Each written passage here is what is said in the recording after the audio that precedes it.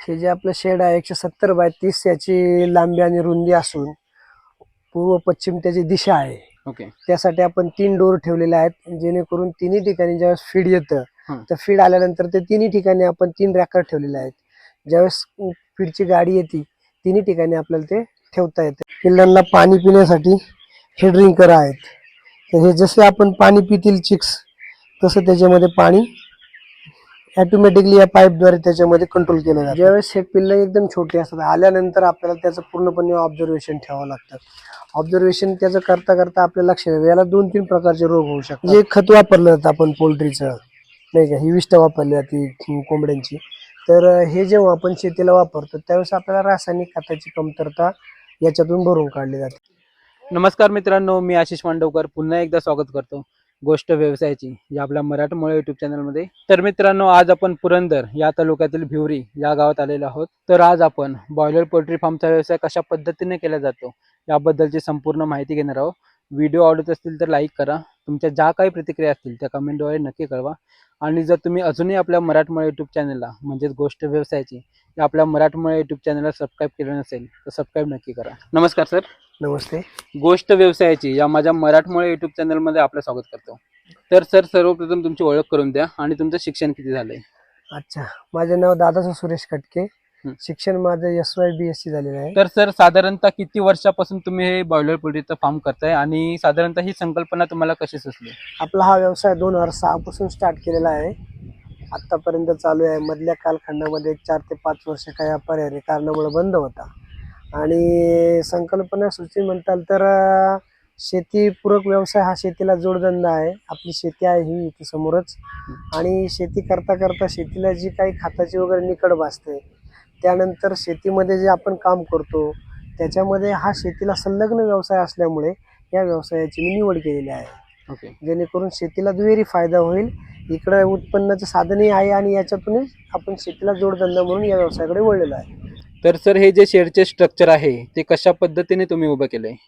हे जे आपलं शेड आहे 170 बाय 30 याची लांबी आणि रुंदी असून पूर्व पश्चिम त्याची दिशा आहे. ओके. त्यासाठी आपण 3 डोर ठेवलेले आहेत, जेणेकरून तिन्ही ठिकाणी ज्यावेळेस फीड येतं हं. तर फीड आल्यानंतर ते तिन्ही ठिकाणी आपण 3 रॅकर ठेवलेले आहेत.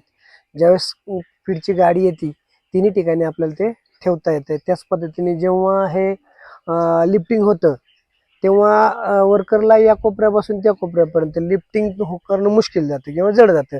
त्यासाठी आपण जागोजागी पिंजरे लावून पिल्लं बाहेर काढू शकतो, पक्षी बाहेर काढू शकतो. त्या हिशोबाने याची अशी पूर्व पश्चिम आपण जी केलेली आहे रचना, जेणेकरून व्हेंटिलेशन खेळतं राहिलं पाहिजे.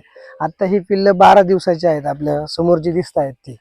मग याचं जसं एज वाढेल किंवा त्याला जशी जागेची निकड पडेल त्याप्रमाणे त्याचं शिफ्टिंग केलं जातं. आणि पूर्णपणे 170 लांबी आणि 130 जे आहे त्याच्यामध्ये आपण त्याला डिवायडेशन केलं जातं.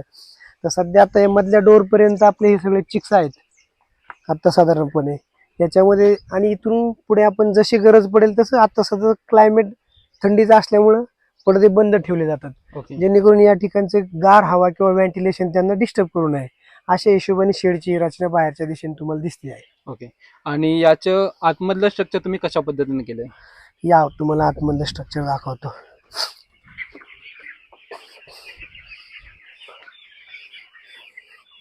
आतमध्ये साध्या पद्धतीने स्ट्रक्चर घेतलेलं आहे. वरती सिमेंटचे पत्रे टाकलेले आहेत, जेणेकरून उष्णतेमध्ये पिल्लांना जास्त गरमी सहन होत नाही यांना. त्यासाठी सिमेंटचे पत्रे वापरले जातात. त्यामध्ये गर्डल टाकलेले आहेत. ते सिमेंटचे खांब मध्य दिशेमध्ये 17 गाळे आपण उभे केलेले आहेत आणि साधारणपणे 11 फुटा ते 12 फुटाच्या रेंजमध्ये उभं केलेलं असून कैची न करता हे कमी भांडवलामध्ये आणि कमी याच्यामध्ये स्ट्रक्चर उभं केलेलं आहे. त्याचप्रमाणे हे पिल्लांना पाणी पिण्यासाठी हे ड्रिंकर आहेत. तर हे जसे आपण पाणी पितील चिक्स तसं त्याच्यामध्ये पाणी ऑटोमॅटिकली या पाईपद्वारे त्याच्यामध्ये कंट्रोल केलं जातं. आणि ही जी भांडी आहेत सुरुवातीला पिल्लं ज्यावेळेस 10 ते 12 दिवसाचे राहतात त्यावेळेस याच्यामधून त्यांना पाणी दिलं जातं. आता याचं काम संपलेलं आहे. 2 दिवसामध्ये याच्यामध्ये पाणी सोडलं जाईल. पाण्याची टाकी वरती आहे 2000 लिटरची, ती शेडच्या त्या दिशेला आहे. तिथून ही पूर्णपणे तीन शेडमध्ये 3 याच्यामध्ये पाईपलाईन केलेली आहे. मग ड्रिंकर याच्या माध्यमातून प्रत्येक ठिकाणी पॉईंट काढलेले आहेत, एक 7-8 फुटावरती कडेपर्यंत असे 100 ड्रिंकर हे बसले जातात. त्याचप्रमाणे फीडर आहेत हे त्यांना फीड द्यायचे काम करतात. सुरुवातीला छोटे फीडर होते, त्यात आपण बाहेर काढून ठेवलेले आहेत. हे मोठे फीडर आहेत. हे फीडर आपण साधारणपणे याच्या 4 लाईनी केलेल्या आहेत. 4 लाईनी याच्यामध्ये असे लाईन वाईज हे केले जातात. आता सध्याची पक्ष्यांची उंची छोटी आहे, त्यामुळे हे लटकवलं गेलेलं नाही. नंतर पुढं आपण जसे पिल्लांची उंची वाढणार त्या पद्धतीने या भांड्याला हाईट देतो. कारण ते जास्त वेळ बसून खाल्ले तर त्यांना अपंगत्व प्राप्त होतं. त्यांच्या उंचीप्रमाणे त्यांना हवी अशी आपण उंची देतो याच्यामध्ये. आणि याच्यातून ते फीड आपण याच्यामध्ये पूर्णपणे फीड भरून ठेवल्यानंतर जशी पक्ष्याची उंची वाढेल तसं त्याला अशी हाईट द्यायची. जसा पक्षी मोठा होईल त्याप्रमाणे उंची दिली जाते त्याला. आता सध्या लटकवण्याची आवश्यकता नाही आहे, कारण पक्षी छोटा आहे. आणि हे किती बाय किती मध्ये आहे हे अंतर? अच्छा, आता हे मधलं अंतर 30 म्हणजे 27 फूट आतमध्ये वापरलं जाते पक्ष्यांसाठी. आणि ही लांबी जी आहे ती 170 आहे. व्हेंटिलेशन ऍडजस्टमेंट होण्यासाठी आपल्याला ही ऍडजस्टमेंट करावं लागते.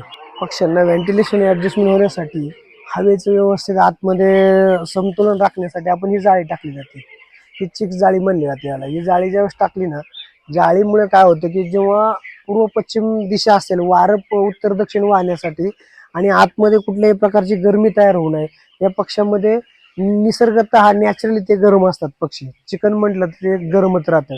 आणि त्यांना एक विशिष्ट टेम्परेचर मेंटेन होण्यासाठी दोन्ही साईडला आपण जे आहे ही जाळी टाकलेली आहे, जेणेकरून या जाळीच्या माध्यमातून त्यांना आतमध्ये गरमी होणार नाही. आणि गरमी न झाल्यामुळे पक्ष्यांची मर होत नाहीये आणि पक्ष्यांची वाढ उत्तमरित्या होती.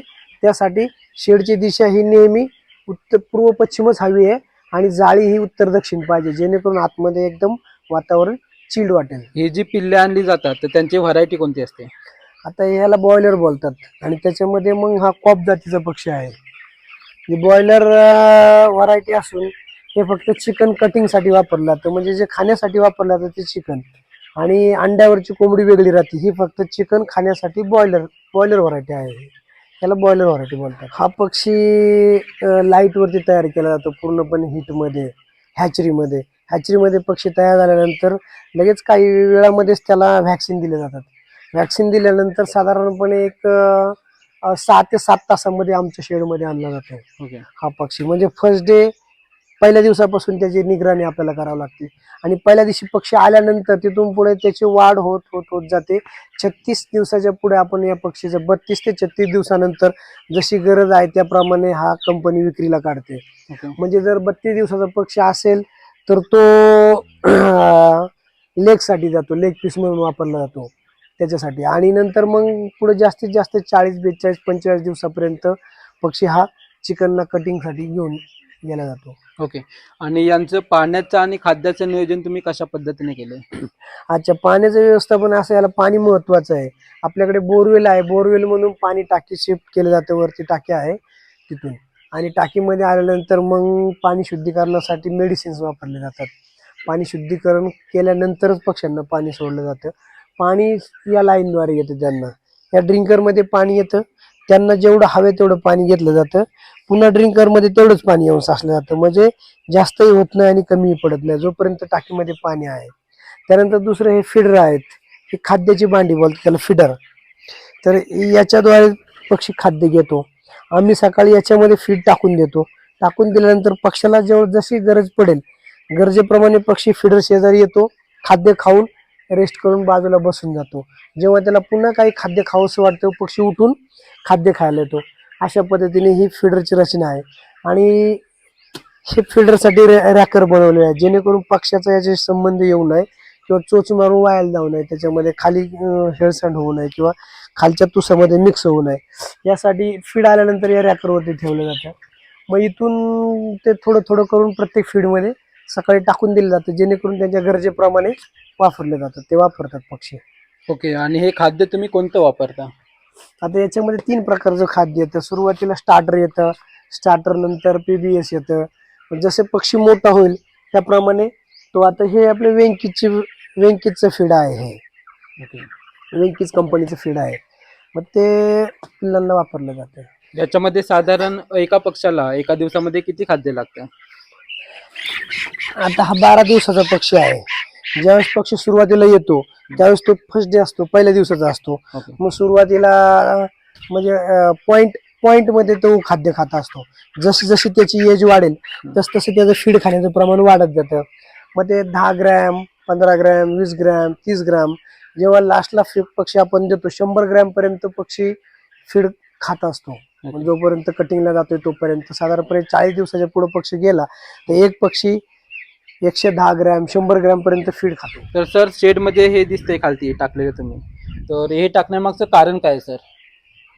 अच्छा, तर हे जेव्हा पक्षी येतात छोटे असतात आणि पक्षी आल्यानंतर त्यांना एक उपजत जन्म त्यांचा हा गरमीमध्ये झालेला असतो. आल्यानंतर त्यांना खाली गादी टाईप किंवा थोडंसं आपण जसं अंथरूण पांघरून घेतो त्या टाईप मध्ये हे भाताचा तुस आहे. हा तुस आपण वापरतो. हा तुस वापरण्याचं कारण असं आहे की पक्ष्याला त्याच्यापासून ऊब मिळते. त्यानंतर पक्ष्यांची जी विष्ठा वगैरे पडते ती याच्यामध्ये मिक्स होऊन जाते, जेणेकरून पक्ष्याला रोगराई होण्यासाठी किंवा त्याच्यामध्ये प्रॉब्लेम क्रिएट न होण्यासाठी ही काळजी घेतली जाते. ह्या तुसाद्वारे जो आहे तो जसजसा पक्षी मोठा होईल तशी तशी त्याची विष्ठा वाढत जाते. विष्ठा वाढल्यानंतर जेव्हा आपण सकाळी रॅकिंग करतो हे मिक्स वर खाली केलं गेलं की याच्यामध्ये मिक्स होऊन जातो आणि याचाच वापर पुढे खतासाठी वापरला जातो. शेतीसाठी जे आपल्याला खत हवं असतं त्याच्यासाठी हे होऊन जातं. डायरेक्ट जरी पक्षाची विष्ठा शेतीमध्ये आपण वापरली तरी त्याचं प्रमाण जास्त होतं आणि त्याच्यामुळे पिकांना म्हणजे जळण्याची संभव राहतो. मग जर तुस असेल तर तुसमध्ये मिक्स असेल तर ते सम प्रमाणामध्ये शेतीमध्ये टाकलं जातं, जेणेकरून रिझल्टही चांगला येतो आणि पक्ष्यांनाही त्याचा बेनिफिट्स होतो. त्यासाठी हे तुस खाली टाकलं जातं. ओके. आणि या पक्ष्यांचं सकाळपासून ते संध्याकाळपर्यंत खाद्याचं आणि पाण्याचं नियोजन कशा पद्धतीने असतं? अच्छा, सकाळी 2 तासच काम असतं शेडमध्ये. सकाळी साधारणपणे एक 7-7:30 नंतर कामाला आतमध्ये आपण सुरुवात केली तर सर्वप्रथम हे जे फिडर आहेत, ड्रिंकर आहेत, हे धुवून घेतले जातात, जेणेकरून त्याच्यामध्ये तुस पडलेला असतो किंवा पाण्याचं काही शेवाळ वगैरे आलेलं असतं तर हे पूर्णपणे साफ करून घेतलं जातं. साफ केल्यानंतर पाणी ऑटोमॅटिक येत असतं, त्यामुळे पाण्याला नंतर काही करायची गरज नाही. एकदा 12 दिवसाचा पक्षी झाला सुरुवातीला आपण या ड्रिंकरद्वारे त्याचं पाणी हाताने भरून ठेवत असतो. पण एकदा तो स्वतः त्याला समजायला लागलं की इथं पाणी आहे आणि याच्यामध्ये पाणी येतंय तेव्हा मग ते ऑटोमॅटिक 12-15 दिवसानंतर या पाण्याचं व्यवस्थापन होतं. आणि फिडर जे आहे ते सकाळी एकदा भरून ठेवले त्यांच्या गरजेप्रमाणे, जसं पक्ष्याचं वय आहे त्या वयाप्रमाणे एकदा भरून ठेवल्यानंतर शेडमधून बाहेर पडलं, लॉक लावलं की डायरेक्ट 5 ते 6 वाजता पुन्हा आतमध्ये येऊन काय परिस्थिती आहे पाण्याची किंवा फीड वगैरे संपलं असेल तर मग ते मॅनेजमेंट करावं लागतं. ओके. आणि तुम्ही साधारणतः या शेडमध्ये आता किती पक्षी ठेवलेत?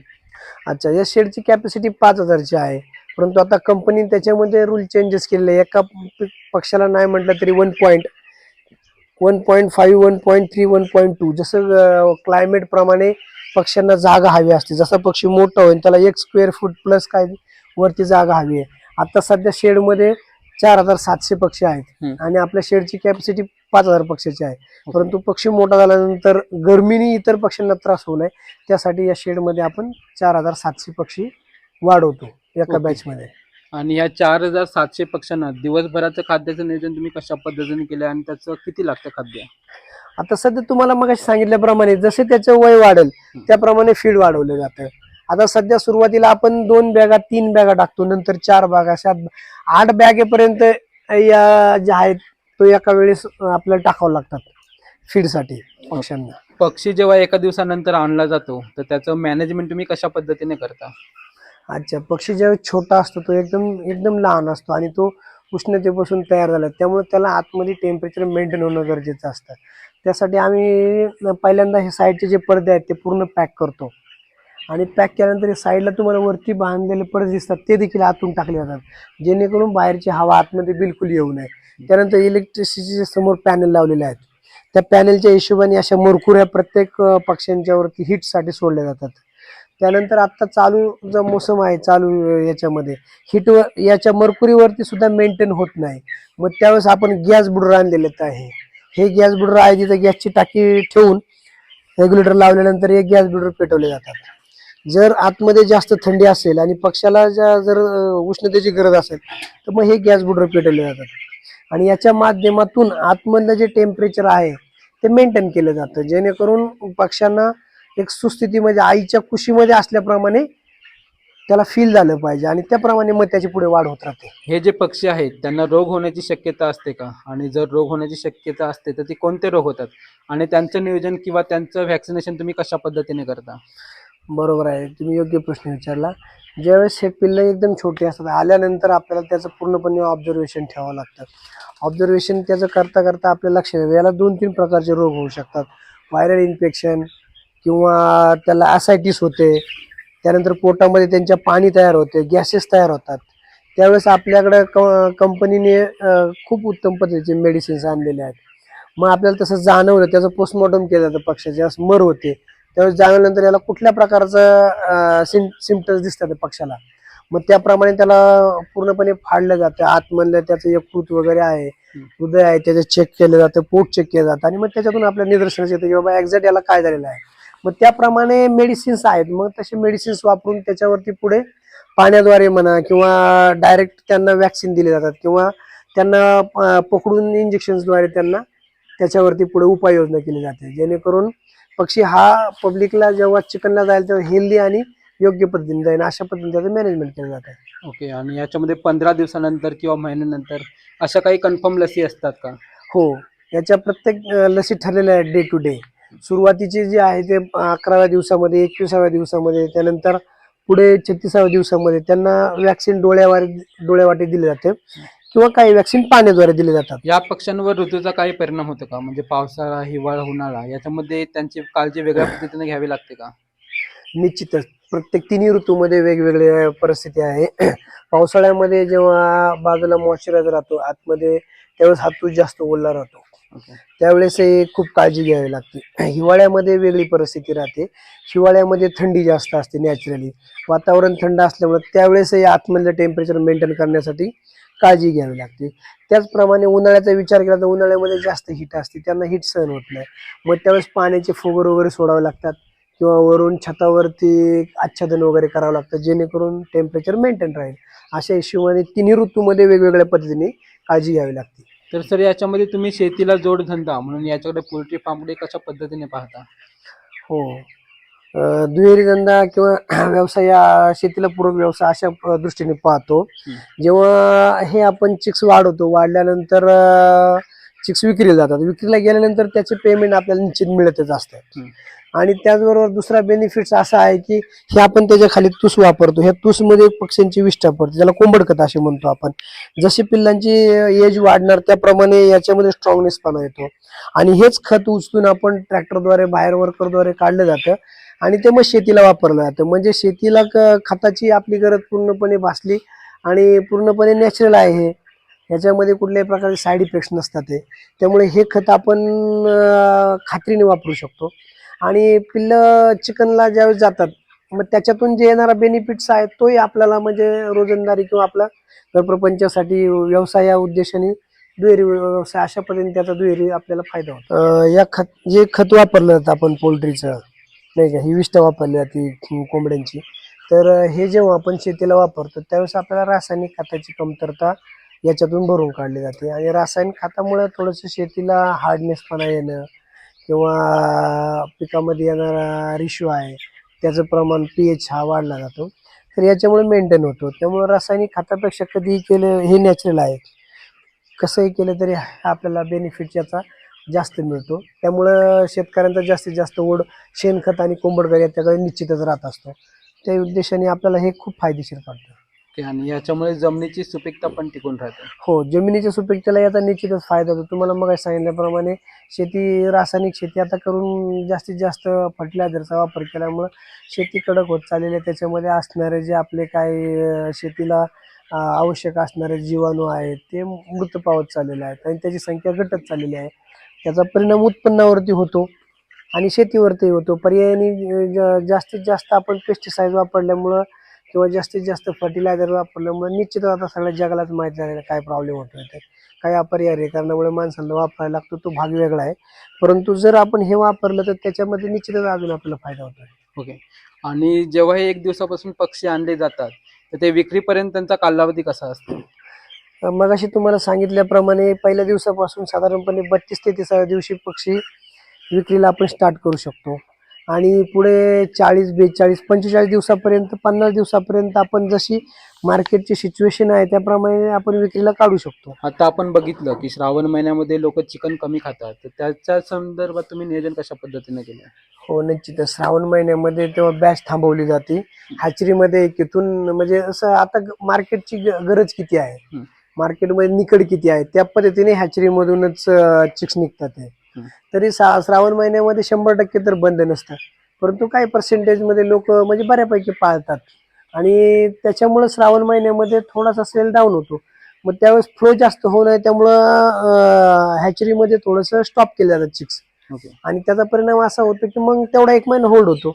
1 महिना होल्ड झाल्यामुळे काय हरकत नाही, बाकीच्या कामामध्ये वेळ जातो, बाकीची कामं करावं लागतातच शेडची. मग पुढे नंतर त्या हिशोबाने श्रावण नंतर कसं कटिंगला येईल या हिशोबाने बॅच आणली जाते. आता चिकन ही गरजच आहे, बऱ्यापैकी चिकन मटन आता मार्केटमध्ये समाजाची गरज आहे. त्या हिशोबाने हा व्यवसायाला काय प्रॉब्लेम नाही. 12ही महिने चालणारा हा किचन आयटम आहे, त्याच्यामुळे या व्यवसायाला काय कुठला प्रॉब्लेम नाही. 12ही महिने तो चालूच राहतो. तुम्ही जी ही शेड उभी केली बॉयलर पोल्ट्री फार्मची, तर त्याच्यामध्ये तुम्हाला खर्च किती आला सर? आता हे आपलं 2006-07चं शेड आहे. तर त्या सिच्युएशनमध्ये आपले 7 लाख रुपये पूर्ण खर्च झाला होता. आजच्या डेटमध्ये परिस्थिती वेगळी आहे, बाजारभाव वाढलेले आहेत आणि कोंबड्यांचं म्हणत आपण स्टार्टपासून कंपनीबरोबरच ॲग्रीमेंट केलेलं आहे. कंपनी आपल्याला चिक्स देते, फीड देते, डॉक्टर देते, त्यानंतर सगळं व्यवस्थापन त्यांच्याकडे. आपण फक्त त्यांना उत्तमरित्या वाढ करून त्यांची आपण त्यांना सेलसाठी द्यायचं. मग साधारणपणे आजच्या डेटमध्ये लॉट व्यवस्थित बसला आपला तर 80, 85, 90, 1 लाखापर्यंत लॉट जातो आपला. जशी सिच्युएशन आहे, किती पटीमध्ये मर झालेले आहे, वेट किती घेतले पक्ष्यांनी, त्या हिशोबाने आपल्याला 40 दिवसामध्ये म्हणजे डेफिनेटली 80 ते 90 हजार रुपये सुटतात याच्यामध्ये. बाकी मग जे लाईटीचा खर्च आहे, हे गॅस बुडर आहे किंवा जे काही छोटे मोठे आपल्याला वैयक्तिक मेडिसिन्स वगैरे आणावं लागतात, तर तो खर्च हे बॅग आहेत 100 ते 150 बॅग राहते, याच्यामध्ये काही खर्च कवर कवर होऊन जातो त्याचा. तुसासाठी एक खर्च लागतो आपल्याला, एक साधारण 2 टन तूस लागतो. 6 रुपयापासून 8 रुपये, 9 रुपये जसं सिजनेबल सिच्युएशन असेल त्याप्रमाणे टनामध्ये हा आपल्याला तूस भेटतो. मग हा खर्च आपला जो आहे तो आपल्या याच्यामध्ये खात्यामध्ये कवर होऊन जातो आणि साधारणपणे मग चिक्स च्या माध्यमातून जो काही चेक निघेल तो आपला पूर्णपणे बेनिफिट्समध्ये पडतो आपल्याला. ओके, म्हणजे तुम्ही हे सर्व जे पक्षी आहेत ते कंपनीला सेल करता? हो, कंपनी बरोबर टाय आहे. कंपनी ॲग्रीमेंट केल्यामुळे कंपनी ते त्यांच्या हिशोबाने आपण त्यांना याची वाढ करून किंवा मोठी करून कंपनीला आपण देतात. तर सर, जे नवीन उद्योजक आहेत ज्यांना बॉयलर पोल्ट्री फार्म उभा करायचा आहे, तर त्यांनी सुरुवात किती जागेपासून आणि किती पक्ष्यांपासून करावी? अच्छा, आता ह्या गोष्टी त्या व्यक्तीच्या भांडवलावरती डिपेंड करते. तुमच्याकडे किती पर्सेंटमध्ये भांडवल आहे, शासनही आपल्याला याच्या मदत करते, अनुदान किंवा लोन वगैरे होतात ते. पण तुमच्याकडे किती भांडवल आहे, तरी सर्वसाधारणपणे एका कुटुंबाला चालवण्यासाठी 5,000 मिनिमम शेड असावं, जेणेकरून त्याचाही तर त्याच्यामध्ये चालेल. परंतु ते त्या व्यक्तीच्या भांडवलावरती डिपेंड करतं. 5,000 पासून स्टार्टिंगला तुम्ही 15-20 हजारापर्यंत करू शकता. जसं जसं तुमची कॅपॅसिटी आहे, जागेची उपलब्धता किती आहे. 5,000चं पक्षीचं शेड जर करायचं असेल तर तुम्हाला साधारणपणे 20 गुंठे जागा पाहिजे तशी. आजूबाजूला जर रोड वगैरे जागा सोडली तर, किंवा मग तसं बघितलं तर 5 ते 6 गुंठ्यामध्ये सुद्धा बसून जातं 5,000 स्क्वेअर फूटचं. परंतु आजूबाजूला रोड, जाणे येण्याचं साधन, आपले लोकेशन कुठं आहे त्याच्यावरती त्या गोष्टी डिपेंड करतात. आणि नवीन उद्योजकांना येण्यासाठी चांगली गोष्ट आहे, शेतीला पूरक व्यवसाय आहे. छोटे मोठे चॅलेंजेस जे आहेत ते जर तुम्ही पूर्ण अभ्यास करून त्याच्यामध्ये उतरलात, व्यवस्थित माहिती घेतली, थोडे दिवस जरा शेडवरती काम केलं प्रॉपर, तर निश्चितच त्याचा फायदा आहे आणि बेनिफिट्स उत्तमरित्या त्यांना मिळून जातात. ओके. आणि जी नवीन युवा पिढी आहे त्यांनी जॉब करावे की व्यवसाय करावा, याच्याबद्दल तुम्ही काय सांगाल? अच्छा, आता हा प्रत्येकाचा एक वैयक्तिक विषय आहे. मी तर स्वतः म्हणजे व्यवसायाकडेच वळलेला आहे आणि व्यवसाय हा कधीही तुमच्या नोकरीला उत्तमच राहतो. तुम्ही त्याच्यामध्ये किती स्वतःला झोकून देताय, तुमची काम करण्याची कॅपॅसिटी किती आहे त्याच्यावरती व्यवसाय अवलंबून आहे. परंतु व्यवसाय हा निश्चितच कधी उत्तमच राहील नोकरीपेक्षा. सर, तुमचं मनापासून धन्यवाद. धन्यवाद. तुम्ही तुमचा किमती वेळ आम्हाला दिला, त्यासाठी गोष्ट व्यवसायाची आमच्या मराठमोळा युट्यूब चॅनलकडून खूप खूप शुभेच्छा. धन्यवाद. तर मित्रांनो, या व्हिडिओ मार्फत बॉयलर पोल्ट्री फार्मचा व्यवसाय कशा पद्धतीने सुरू करायचा किंवा त्याबद्दलची कोणती काळजी घ्यायची याबद्दलची संपूर्ण माहिती तुम्हाला मिळाली असेल. व्हिडिओ आवडला तर लाईक करा. तुमच्या ज्या काही प्रतिक्रिया असतील तर कमेंटद्वारे नक्की कळवा. आणि जर तुम्ही अजूनही आपल्या मराठमोळे युट्यूब चॅनलला सबस्क्राईब केलं नसेल तर सबस्क्राईब नक्की करा, कारण ह्या चॅनल मार्फत व्यवसाय संबंधी नवीन नवीन माहिती आम्ही तुमच्यापर्यंत पोहोचवण्याचा प्रयत्न करत असतो. त्यासाठी आपल्या या मराठमोळे युट्यूब चॅनलला सबस्क्राईब नक्की करा. धन्यवाद.